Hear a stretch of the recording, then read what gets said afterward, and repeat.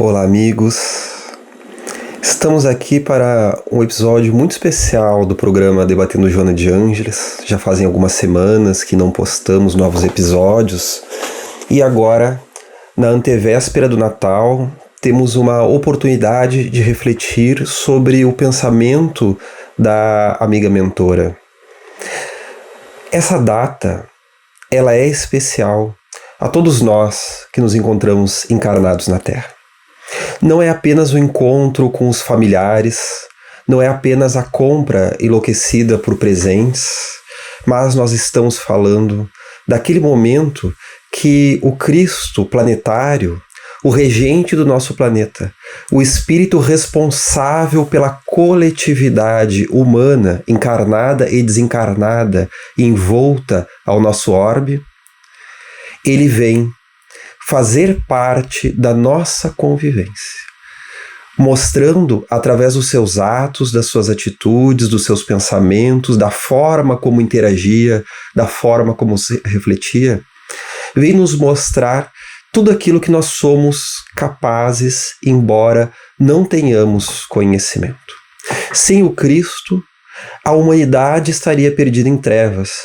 Toda a civilização perderia o sentido de existir.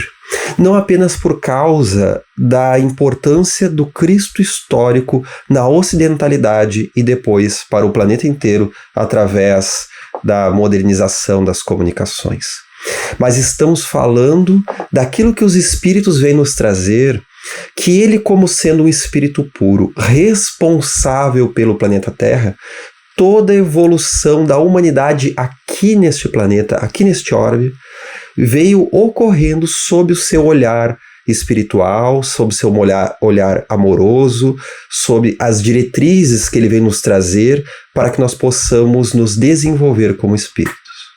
O que isso quer dizer?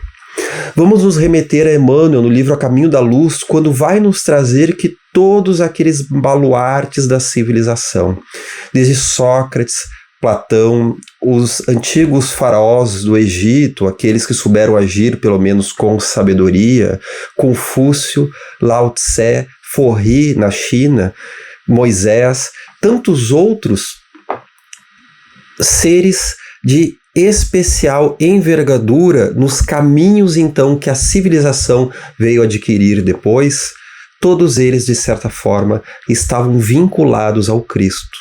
Muitos foram seus mensageiros espirituais, que já tinham convivido com ele na espiritualidade e vieram, como que poderíamos dizer, preparar o terreno para a mensagem dele, que veio aqui não apenas na sua missão histórica, naquele dado momento, no ano zero, segundo o nosso calendário, mas em todo o seu legado espiritual para a humanidade. Antes dele, Deus era concebido como o Deus da vingança, o Deus do Antigo Testamento ainda muito vinculado àquelas projeções que fazíamos nele, de um pai irascível, de um pai difícil, de um pai punitivo. É porque não tínhamos a verdadeira noção de Deus e só compreendíamos algo maior através da disciplina, através do medo, através do temor. Não compreendíamos ainda a linguagem do amor, a linguagem do significado que o Cristo veio inaugurar, realmente elevando a humanidade a um novo patamar. A sua missão não era apenas com aqueles encarnados naquele momento, mas a sua missão era para com encarnados e desencarnados. Não por acaso, Jesus foi e ainda é o Senhor dos Espíritos. Através da sua palavra, ele conseguia livrar da obsessão obsediados. Conseguia trazer de novo Lázaro em estado cataléptico, auxiliando ao retorno do espírito ao corpo e retomar então os caminhos da existência. Através do seu magnetismo potente, era capaz de operar curas que chamaríamos então de milagrosas, mas compreendemos com Kardec que milagres não existem. Nada mais são do que fenômenos da natureza, capacidades mediúnicas que ele se utilizava também parapsicológica e anímicas, e o seu magnetismo potente restituindo a condição orgânica do ser humano, que hoje, através da física atual, compreendemos ser uma constituição inteiramente energética. Lembro daquela passagem quando a senhora, tocada de chagas nas suas regiões íntimas, toca o Senhor. E ele naquela hora diz: Pedro, quem tocou em mim? Porque sentir uma virtude se desprender. Já paramos para pensar do significado dessa palavra? Talvez me escape aqui as traduções através do tempo da palavra virtude colocada nesse contexto, do aramaico, no grego, no hebraico, para compreender qual é o termo necessário que o mestre se utilizou. Mas se nós pensarmos que toda a cura do corpo e da alma se dá por uma aquisição do espírito, para um equilíbrio que o espírito tem sobre si mesmo, saúde e doença, todos advêm de uma situação espiritual, da condição vibratória do ser, compreendemos que uma virtude de espírito, uma virtude moral, uma virtude de bem-estar, ela corresponde a inúmeras curas dentro de nós.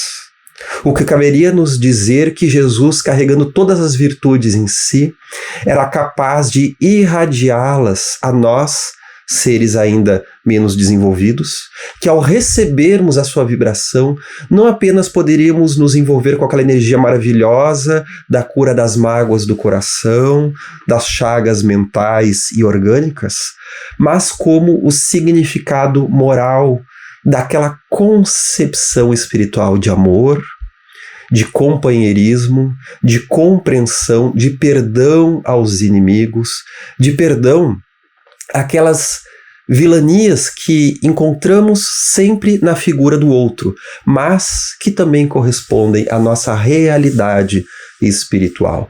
Porque ainda não entendemos, meus amigos, ainda não entendemos, com todos os recursos da psicologia atual, com todos os recursos do cristianismo e do espiritismo, que todo o mal que nos advém é o mal que ainda carregamos dentro de nós, que sempre que estamos nos relacionando com outras criaturas, por mais difíceis que elas sejam, de alguma forma estamos nos correspondendo também com a nossa forma de ser, com a nossa forma de pensar, com um tipo de prova ou expiação que temos que passar nessa coletividade. Que aqui neste planeta, que é um planeta de provas e expiações, há espíritos menos evoluídos e espíritos mais evoluídos. Porém, todos em uma faixa ainda muito vinculados à animalidade. Todos em uma faixa que arrogância, violência, prepotência, egoísmo, vaidade, excessos, vícios, ainda são capítulos que não superamos de um todo. E por isso nós precisamos de alguma forma, na nossa necessidade gregária do ser humano em contato com a coletividade, ir dialogando com essas peças na nossa vida, sempre em situações semelhantes ou diferentes daquelas que já vivemos em outros momentos. E aqueles vilões que fomos no passado vão se convertendo em verdadeiros servidores de Deus e do Cristo.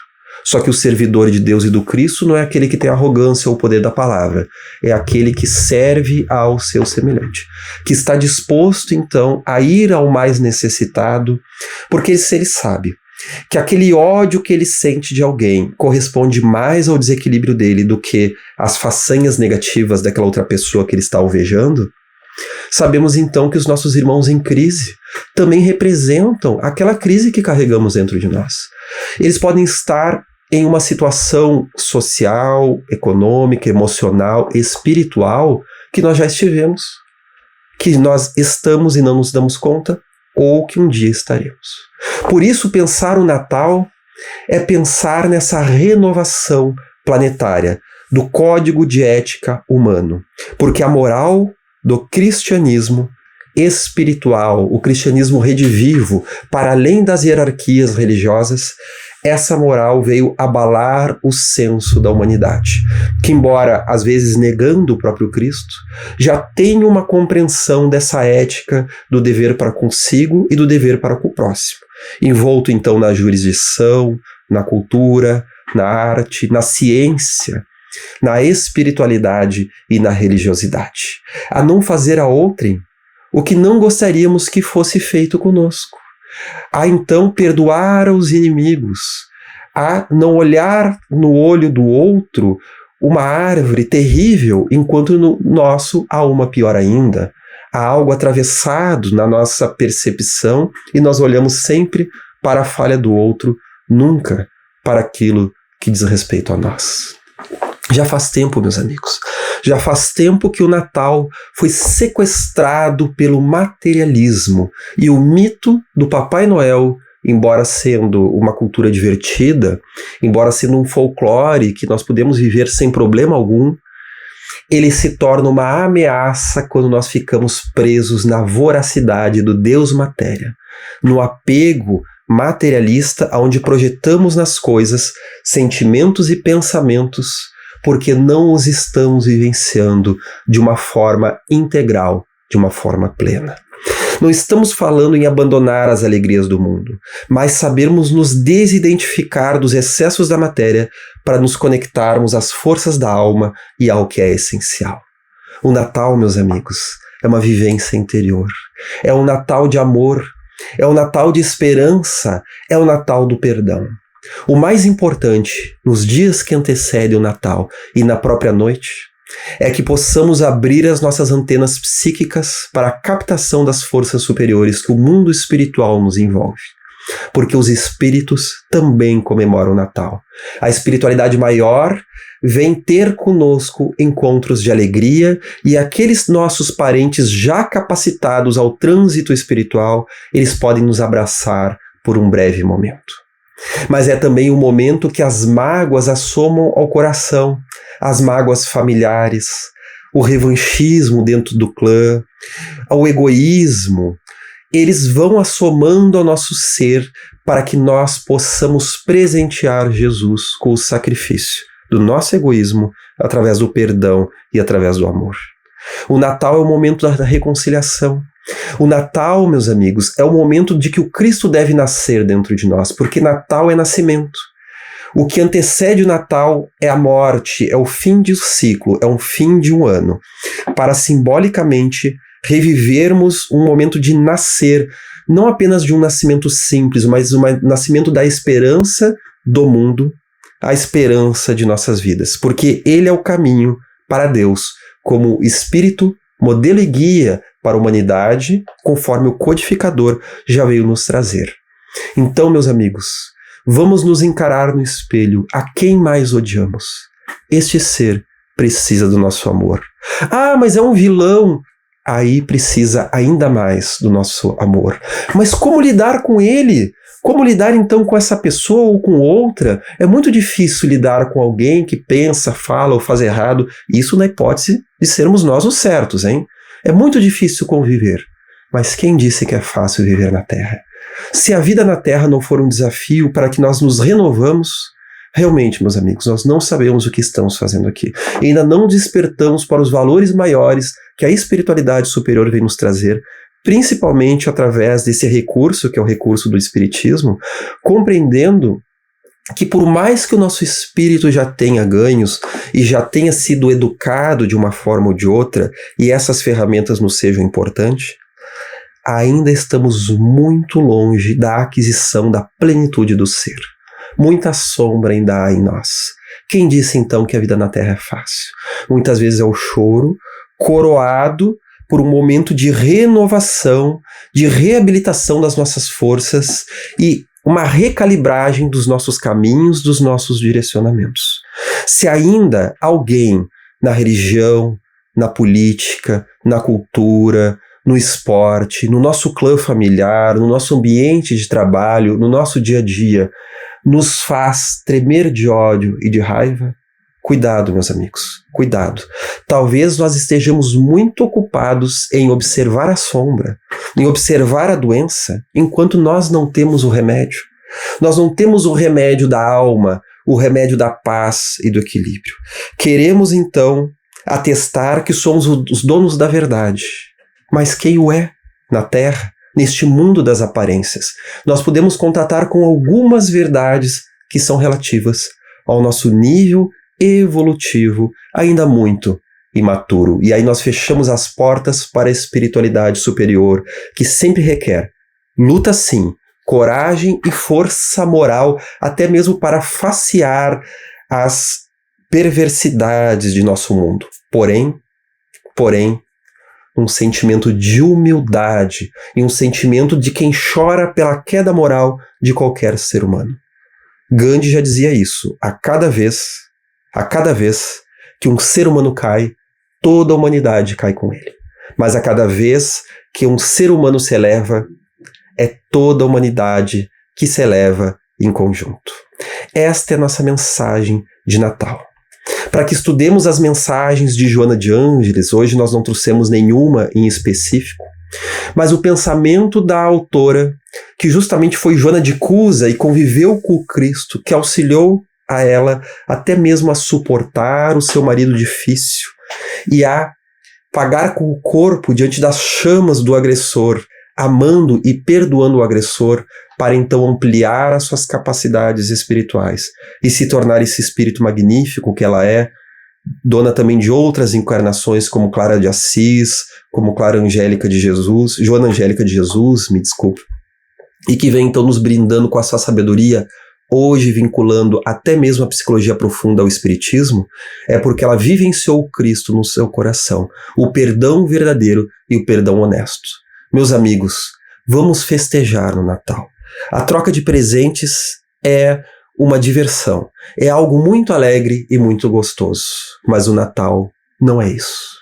Que façamos isso voltados num sentimento de caridade, que levemos o pão a quem necessita, que levemos o perdão àquelas pessoas vinculadas ao ódio e ao egoísmo, para que nós possamos curar aquela pessoa vinculada ao ódio e ao egoísmo que habita dentro de nós. Esta é a nossa mensagem da Associação Médico Espírita do Rio Grande do Sul. E logo teremos novidades sobre os estudos de Joana de Ângeles no ano de 2023. Um grande abraço a todos.